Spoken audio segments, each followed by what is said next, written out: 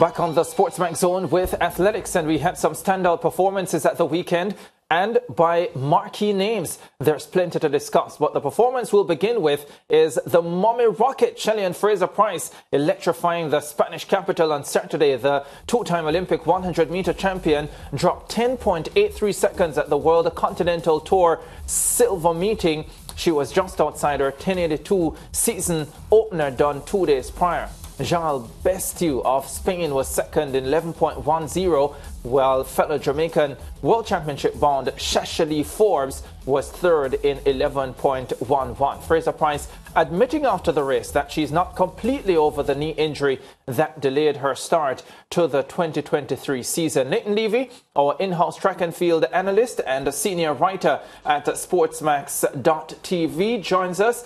Leighton, what do you make of those comments from Shelly-Ann Fraser-Pryce that she's not quite over the knee injury, and what do those comments tell you about what to expect from her heading into the World Championships?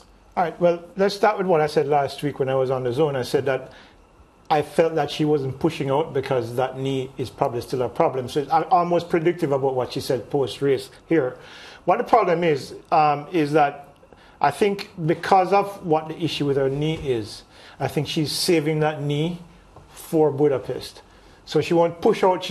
She deliberately selected these races because she knew the fields weren't strong enough to be able to challenge her in a way in which would force her to put more pressure on that knee than she wanted to.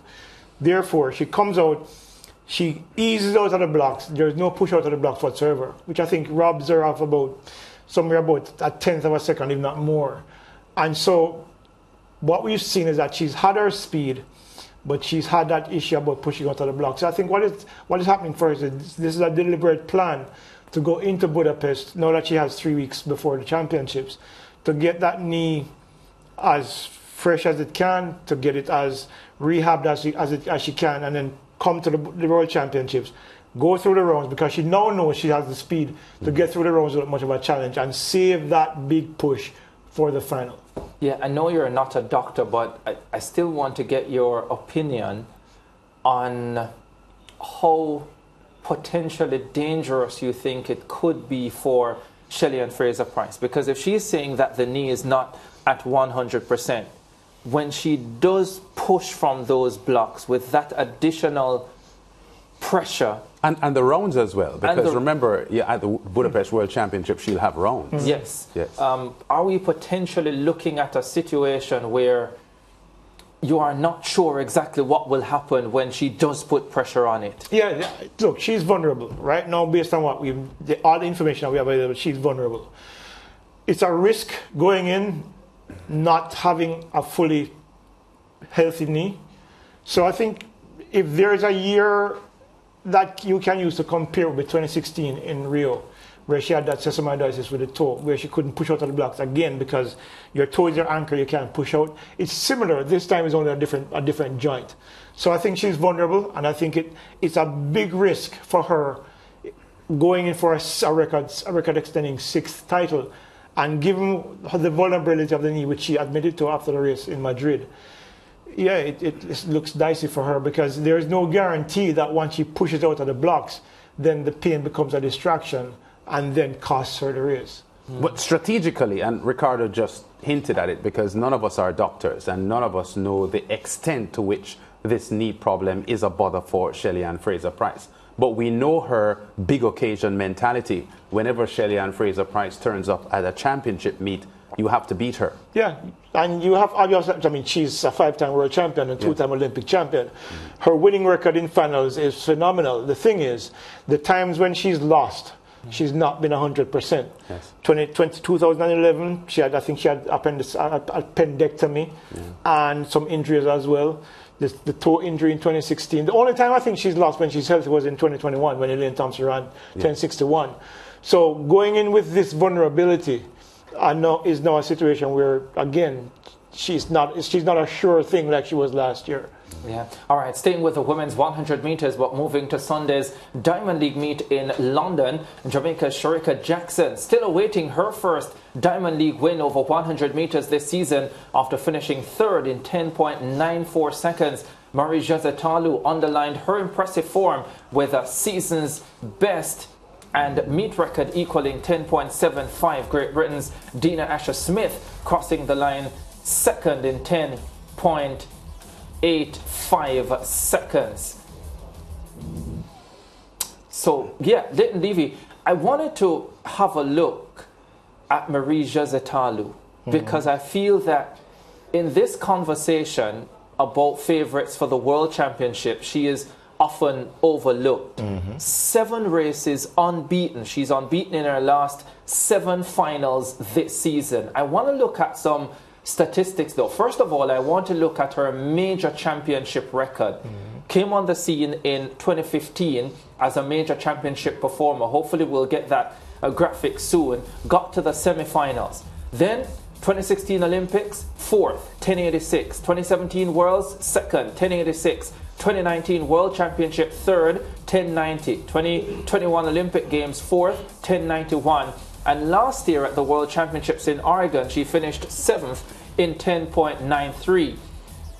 The big four, Shelly-Ann Fraser-Pryce, Shericka Jackson, Marie-José Talu, and Sha'Carri Richardson, their average times in global finals. Now, nothing for Sha'Carri Richardson yet because she hasn't been there, but Shericka Jackson, in her 2 100 finals, she's averaging 10.74.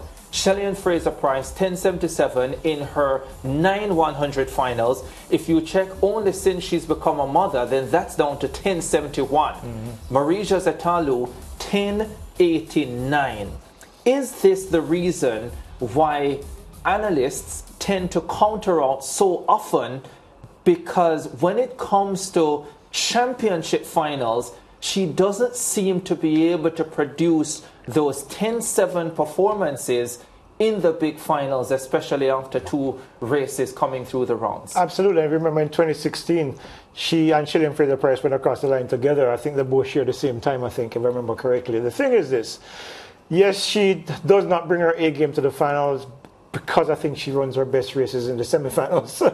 Last year at the World Championships, for example, you saw her 10.78, and then she didn't have the legs for the final. What we've seen, though, is that since she left and went to John Smith, she's been a lot better in terms of her consistency and her performances, with the exception of last year, which this I think is her 2nd year there. This year, however, what we've seen from her, and she said something that was instructive after that final where she ran 10.75. She said she's surprised by the time because she wasn't trained, she wasn't feeling well, and she wasn't warmed up well. Her warm-up wasn't the best. So if she coming out of that with that kind of uncertainty about how well she was warming up and preparing for this race, coming out around 10.75, this could be a big difference maker for her this year. However, in previous years, I think she didn't have the experience of knowing how to manage the rounds going through. I remember back in 2004 when Stephen Francis told me that his instruction to Asafa Paul was to ease your way through the finals. Asafa kept running 9-9s right through the rounds until he didn't have anything left in the final. The thing is, now I think she understands, or I get the impression that she's beginning to understand that you qualify. You don't have to run your best race in the semi-finals and the first round. You come through and you make the final, and that's where you produce your best race, which is why I think she's very dangerous this year, because given the vulnerabilities that we've seen with Sha'Carri now with the hamstring situation, and of course Shelly with the knee, Shericka Jackson is probably the only person standing in her way. And based on what we've seen from her this season, chances are she'll come to the World Championships in Budapest ready to run even faster than 10.75.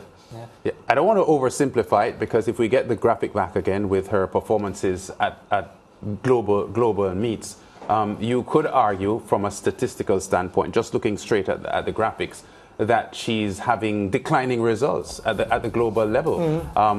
Her better performances would have been in the middle part of the last decade. 2019, 3rd, 2021, 4th, 2022, 7th.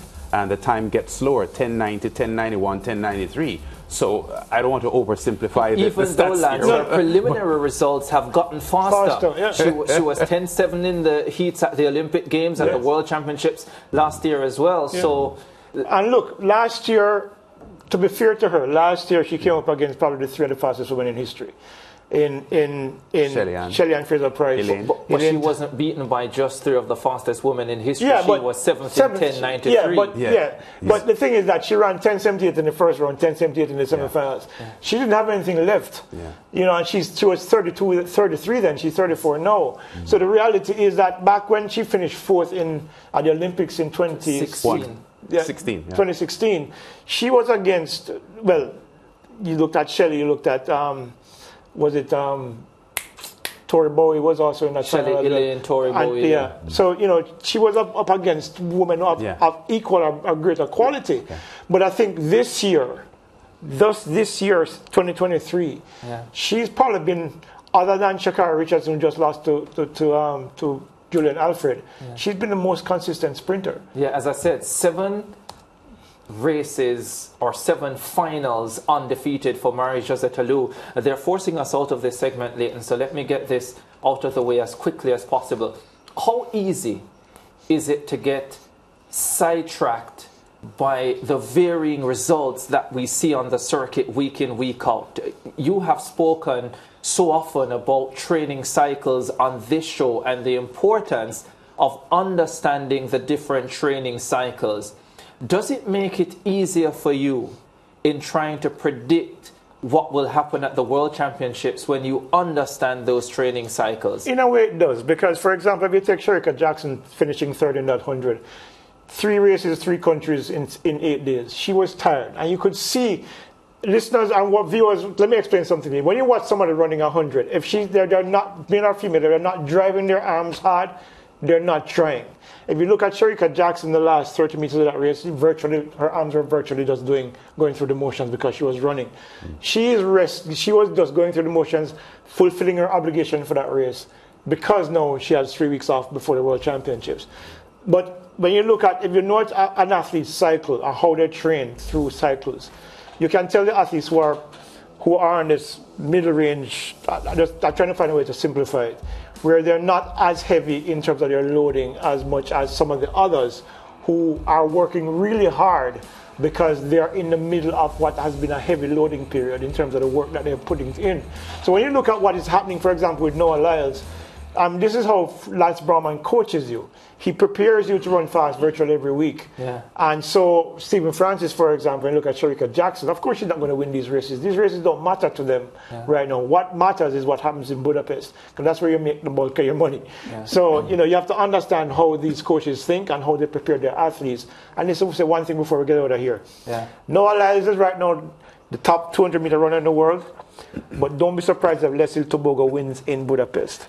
Let's hold on there, Leighton, because we're staying in London. We're a 2-time defending champion. Leighton spoke about him. Noah Lyles broke Usain Bolt's record for the most sub-20 performances in the half-lap event. The 26-year-old American uncorked a world-leading 19.47, his 35th time under 20 seconds, surpassing Bolt's 34. The 20-year-old that Leighton spoke about, Botswanan, Letsile Tebogo, set an African record 19.50, improving his lifetime best from 19.87. He set that in April. The African record which he broke was previously held by the great Frankie Fredericks, who clocked 1968 at the 1996 Atlanta Olympic Games. And Jamaican-based Zarnell Hughes set a British record 19.73 to finish in 3rd position. Quickly, Leighton, can Lyles break Bolt's 200-meter record? But based on what you just said,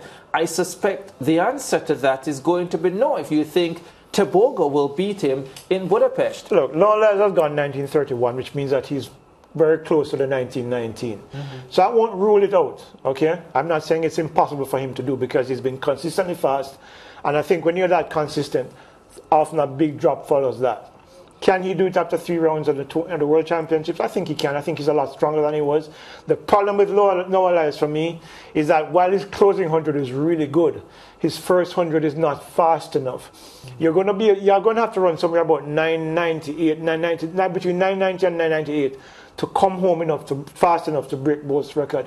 He hasn't been able to do that yet. And I think because of that, I think the record is going to still be a little bit ahead of him at the World Championships. Yeah, begging just 2 more minutes. So I want to put this one to you, Leighton, and if we can get that graphic looking at the sub-1970 performances in the history of track and field. So Noah Lyles has gone sub-1970 16 occasions.